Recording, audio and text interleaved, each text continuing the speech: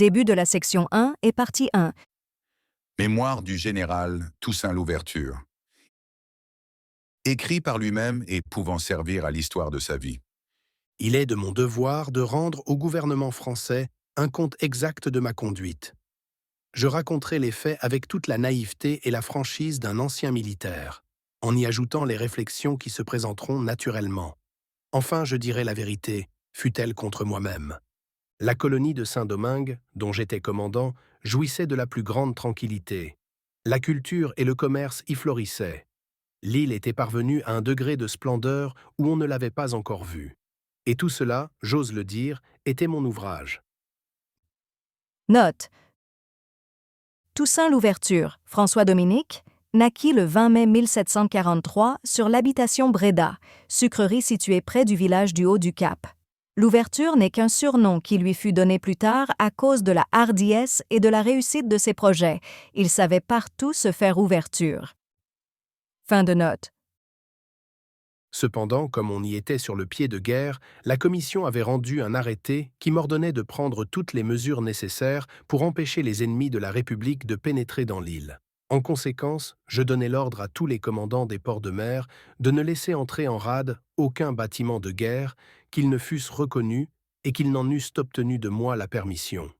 Si c'était une escadre, de quelque nation qu'elle fût, il lui était absolument défendu d'entrer dans le port, ou même dans la rade, à moins que je n'eusse reconnu par moi-même d'où elle venait et de quel port elle était sortie.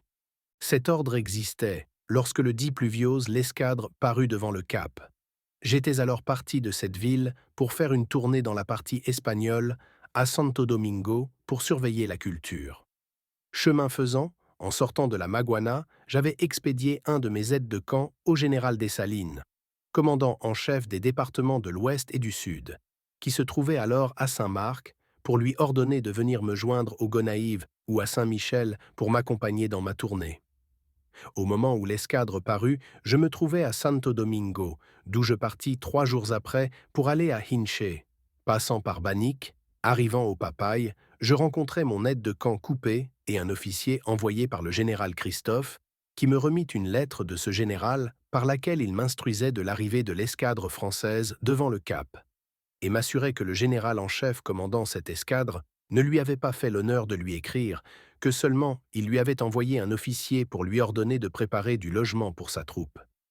Que le général Christophe, ayant demandé à cet officier s'il n'était pas porteur de lettres pour lui ou de dépêches pour le général en chef Toussaint Louverture, en le priant de les lui remettre, pour les lui faire parvenir de suite, cet officier lui aurait répondu qu'il n'en était point chargé, et qu'il n'était pas même question du général Toussaint.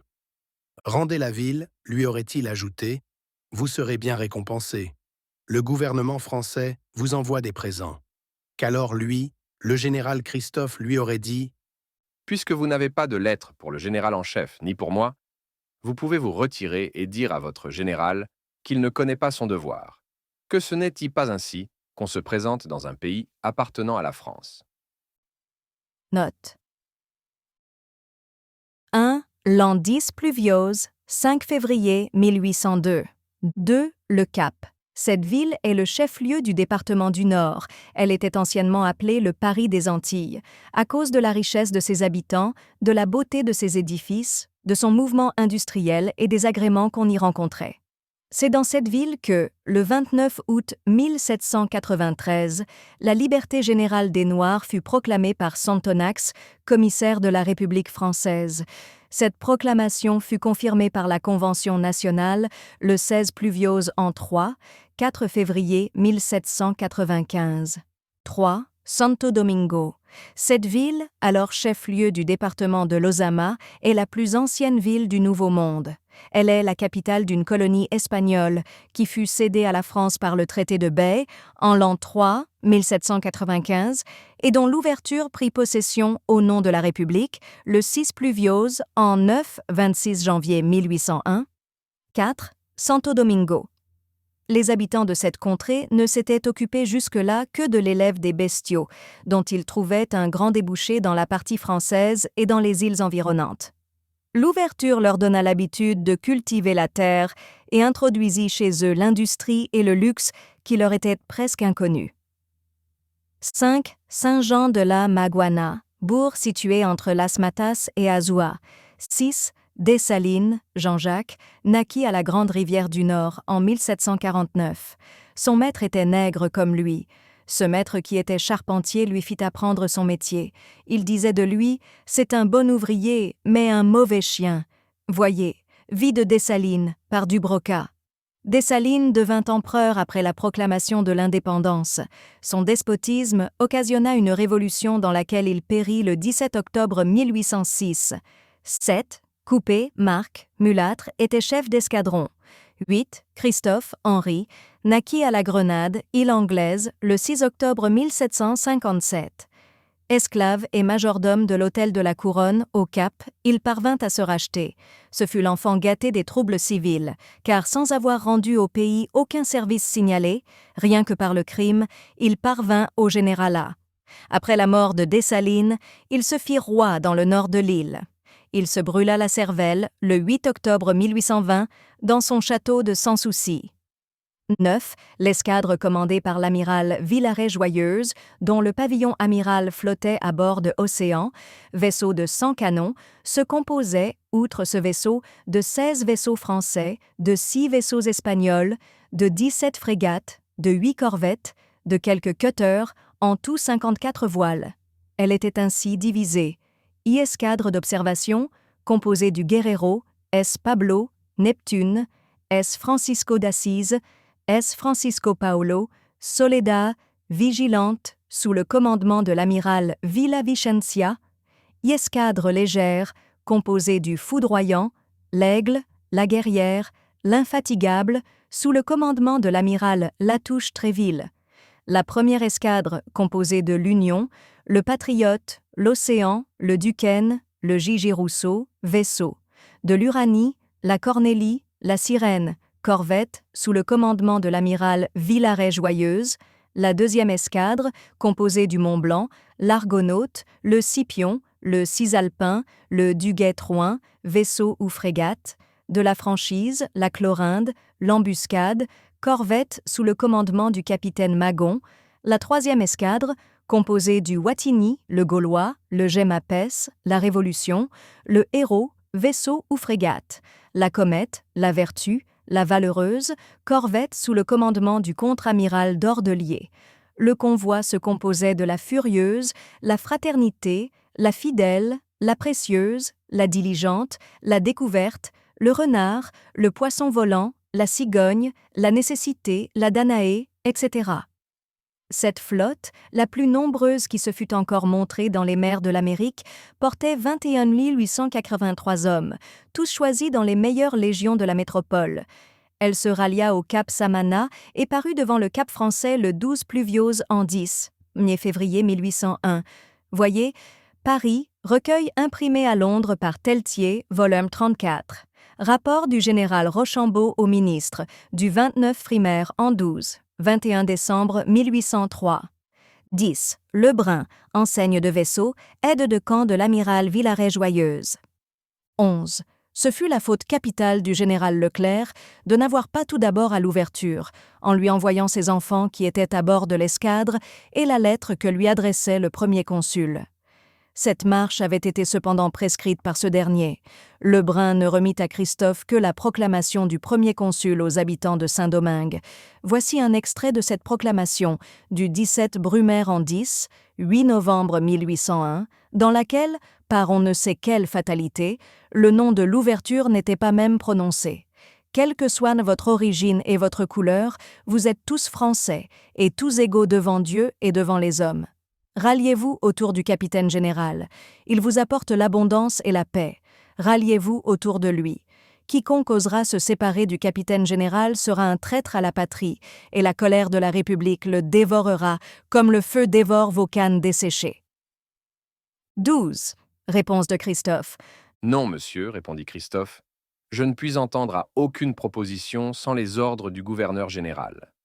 Les proclamations que vous apportez respirent le despotisme et la tyrannie. Je vais faire prêter à mes soldats le serment de soutenir la liberté au péril de leur vie. Pamphile de la Croix, Révolution de Saint-Domingue. Fin de note. Le général Leclerc, ayant reçu cette réponse, fait sommer le général Christophe de lui livrer la place, et, dans le cas de refus, il le prévient que dès le lendemain matin, il débarquerait 15 000 hommes. À quoi celui-ci répondit qu'il le priait d'attendre le général Toussaint Louverture, qu'il l'avait déjà fait avertir, et qu'il allait encore le faire une seconde fois avec la plus grande célérité. En effet, je reçus une seconde lettre et me hâtais de me rendre au Cap, malgré les débordements de la rivière de Hinch, espérant avoir le plaisir d'embrasser mes frères d'armes d'Europe et recevoir en même temps les ordres du gouvernement français. Et, pour mettre plus de promptitude dans ma marche, je laissai toutes mes escortes. Entre Saint-Michel et Saint-Raphaël, je rencontrai le général Dessalines et lui dis « Je vous avais envoyé chercher pour m'accompagner dans ma tournée au port de Paix et au Maule. Mais cela est inutile. Je viens de recevoir 2 lettres du général Christophe m'annonçant l'arrivée de l'escadre française devant le Cap. Je lui communiquai ces lettres. Il me dit alors qu'il avait vu de Saint-Marc 6 gros vaisseaux faisant voile du côté du port républicain, mais qu'il ignorait de quelle nation ils étaient. Je lui ordonnai alors de partir promptement pour se rendre dans ce port, vu qu'il était possible que le général Christophe, ayant refusé l'entrée du Cap au général commandant l'escadre, celui-ci se serait porté au port républicain dans l'espoir de m'y trouver. Dans ce cas, je lui donnai à l'avance ordre de prier le général de m'attendre, en lui assurant que j'allais d'abord au Cap dans l'espérance de l'y rencontrer, et que dans le cas que je ne l'y trouverais pas, je reviendrais de suite au port républicain pour conférer avec lui. Je partis effectivement pour le Cap, passant par les Vases, chemin le plus court. En arrivant sur les hauteurs du Grand Boucan au lieu-dit la Porte Saint-Jacques, j'aperçus le feu dans la ville du Cap. Je poussai mon cheval à toute bride pour me rendre dans cette ville, y trouver le général commandant l'escadre et m'informer de ce qui pouvait avoir donné lieu à cet incendie. Mais en approchant, je trouvai toutes les routes couvertes d'habitants qui avaient évacué cette malheureuse ville et ne pus pénétrer plus loin à cause que tous les passages étaient canonnés par l'artillerie des vaisseaux qui étaient dans la rade. Je pris alors le parti de monter au fort du Bel-Air, mais je trouvai ce fort également évacué et toutes les pièces de canon enclouées. Note. 1. Extrait de la lettre du général Leclerc du 13 Pluviose en 10, 2 février 1802. J'apprends avec indignation, citoyen général, que vous refusez de recevoir l'escadre française et l'armée française que je commande, sous le prétexte que vous n'avez pas d'ordre du gouverneur général. Je vous préviens que si aujourd'hui vous ne m'avez pas fait remettre les forts Picolet et Bel-Air et toutes les batteries de la côte, demain, à la pointe du jour, 15 000 hommes seront débarqués. Extrait de la réponse du général Christophe du même jour. Votre aide-de-camp, général, m'a remis votre lettre de ce jour. J'ai eu l'honneur de vous faire savoir que je ne pouvais vous livrer les forts et la place confiée à mon commandement, qu'au préalable j'ai reçu les ordres du gouverneur général Toussaint Louverture, mon chef immédiat, de qui je tiens les pouvoirs dont je suis revêtu. Je veux bien croire que j'ai affaire à des Français et que vous êtes le chef de l'armée appelé expéditionnaire, mais j'attends les ordres du gouverneur à qui j'ai expédié un de mes aides-de-camp, pour lui annoncer votre arrivée et celle de l'armée française. Et jusqu'à ce que sa réponse me soit parvenue, je ne puis vous permettre de débarquer. Si vous avez la force dont vous me menacez, je vous prêterai toute la résistance qui caractérise un général. Et si le sort des armes vous est favorable, vous n'entrerez dans la ville du Cap que lorsqu'elle sera réduite en cendres, et même sur ces cendres, je vous combattrai encore. Voyez Bouvet de Cresset, Catastrophe de Saint-Domingue, Paris, 1824. C'est Braquet, mulâtre d'Écaille, un de nos premiers révolutionnaires qui rédigea la correspondance de Christophe avec Leclerc. Il fut noyé dans la rade d'Écaille en 1803, rien que parce que l'on redoutait qu'il se jetât dans quelque insurrection. La liberté perdit ainsi un de ses vaillants soldats.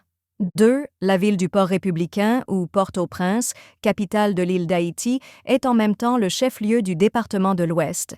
C'est la division du général Boudet, dont Rigaud, Pétion, etc. faisaient partie, qui était à bord de cette flotte. Cette division était forte de 3000 hommes. Le Port-au-Prince, malgré l'héroïque courage de Lamartinière, chef de bataillon à la 3e demi-brigade, fut enlevé par la division Boudet le 17 Pluviose, ou 5 février, dans l'après-midi. La plupart des Blancs qui l'habitaient venaient d'être massacrés à quelques pas de la ville, au lieu appelé Bois de Chêne-Valembrun. 3. Le 16 Pluviose en 10 ou 4 février 1802. 4. Le Grand Boucan est un canton dépendant du village de la Plaine du Nord. Fin des notes. Je fus en conséquence obligé de revenir sur mes pas.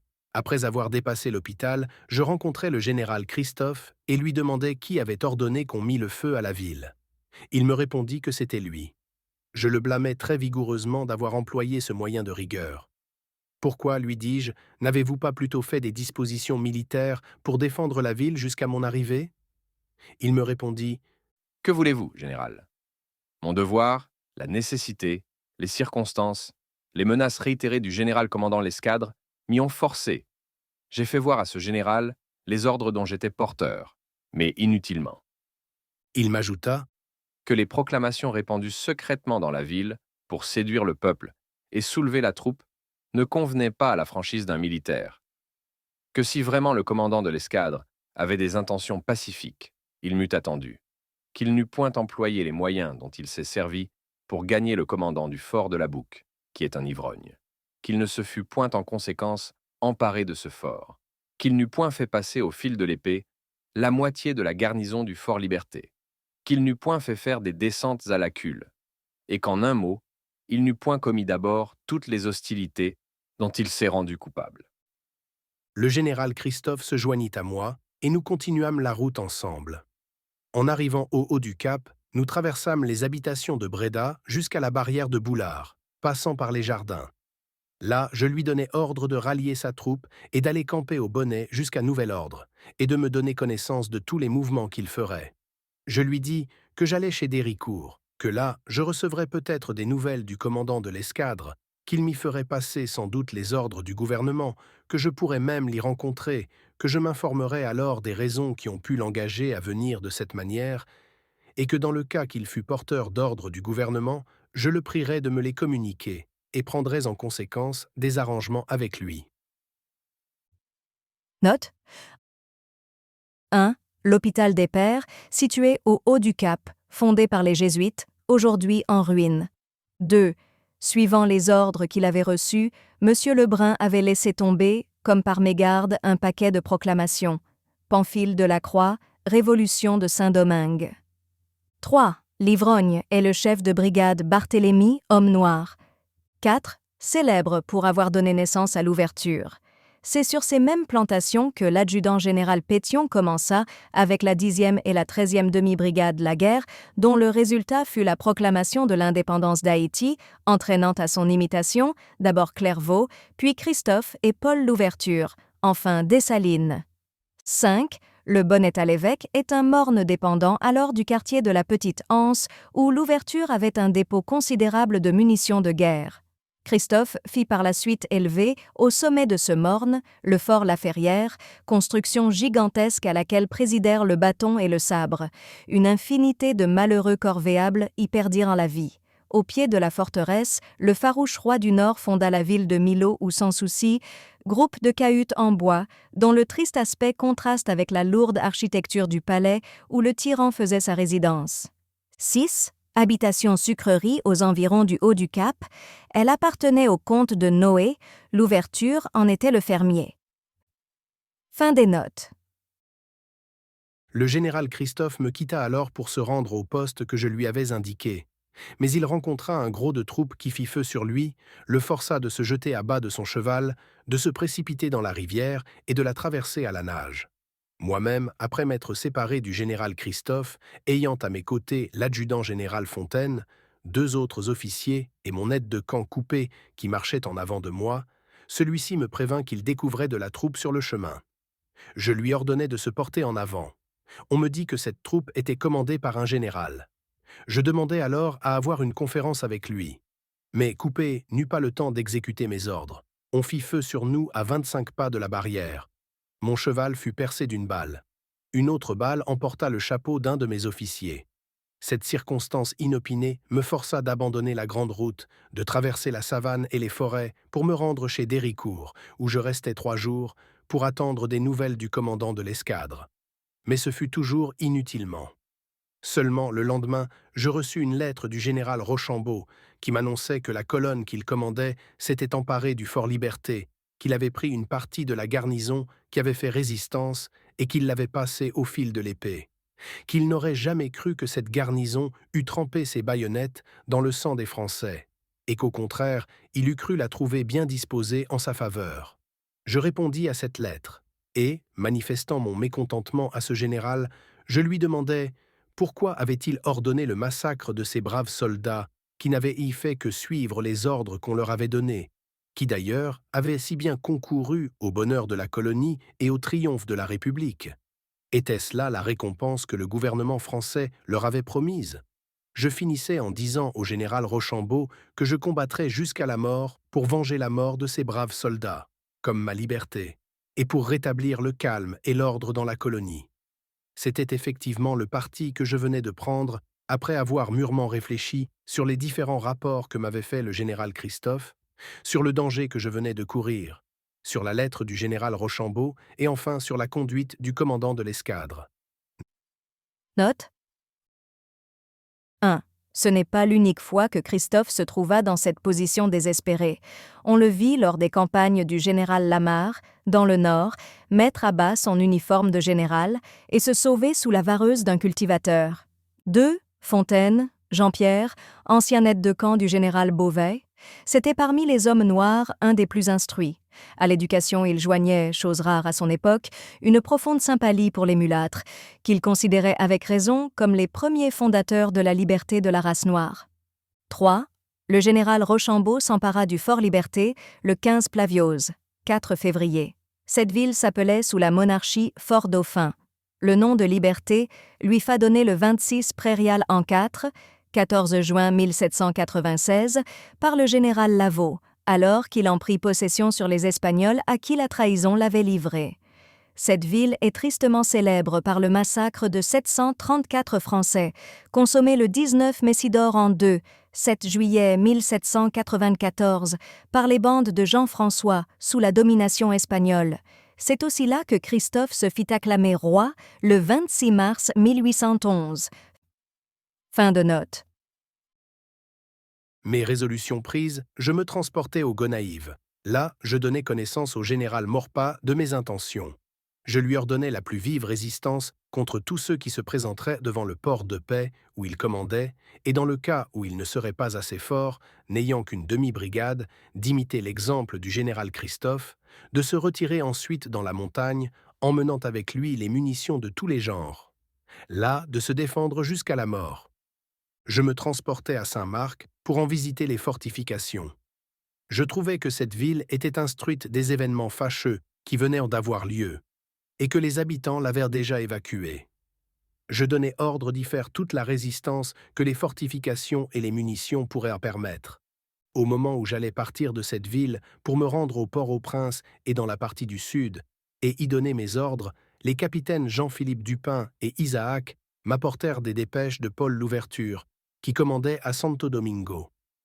Tous deux m'annonçaient qu'une descente venait d'avoir lieu à Oyarzábal, que les Français et les Espagnols qui habitent à cet endroit s'étaient soulevés et avaient intercepté les chemins de Santo Domingo.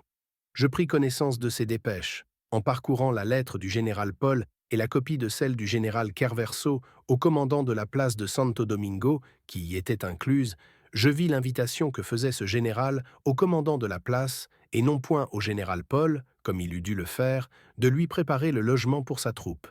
Je vis aussi le refus qui avait été fait à cette invitation par le général Paul jusqu'à ce qu'il eût reçu des ordres de moi. Note 1. Le 20 Pluviose, 8 février. 2. La 9e demi-brigade. Ce corps est une des plus célèbres phalanges d'Haïti. Il se prononça en faveur de Rigaud durant la Première Guerre civile et en faveur de Pétion durant la Seconde, interposant ainsi ses baïonnettes en faveur de la liberté. 3. Ville de l'Artibonite, célèbre pour avoir donné naissance à Pierre Pinchina, rédacteur de nos premiers traités de paix avec les colons. Elle est encore célèbre pour avoir, le 2 octobre 1820, pris les armes contre la tyrannie de Christophe. 4. Louverture, Paul, frère puiné de Toussaint, naquit comme lui esclave sur l'habitation Breda. D'abord aide de camp de Louverture, commandant militaire du Mire-Balais, chef de la 10e demi-brigade, commandant militaire du Port-au-Prince, enfin général de brigade, il fut du petit nombre d'officiers qui, dès l'aurore de la Révolution, se firent remarquer par leur humanité, alors que le plus grand nombre se livrait à tous les excès, à toutes les violences. Fin de note. Fin de la section 1 et partie 1.